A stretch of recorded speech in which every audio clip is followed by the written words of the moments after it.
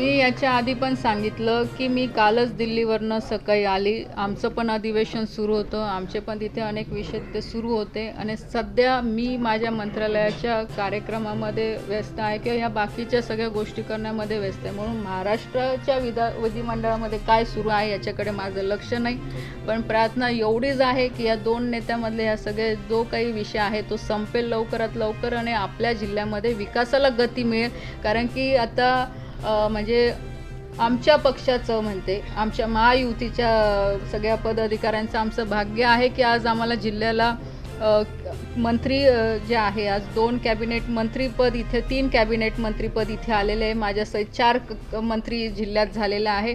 अपेक्षा एवढीच आहे की आमच्या माध्यमातून जास्तीत जास्त विकासाचे कामं आपल्या जिल्ह्यामध्ये झाले पाहिजे.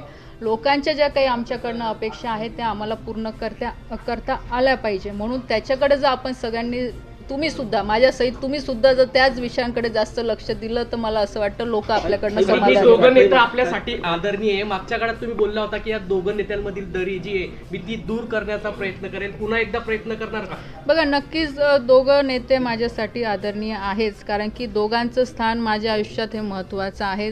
आज खडसेसाहेब घरातले व्यक्ती आहे. गिरीश भाऊंनी नेहमी मुलगी म्हणून माझ्याकडे बघितलं, म्हणजे मला सांभाळलेलं आहे. आज आमचे ते नेते आहे.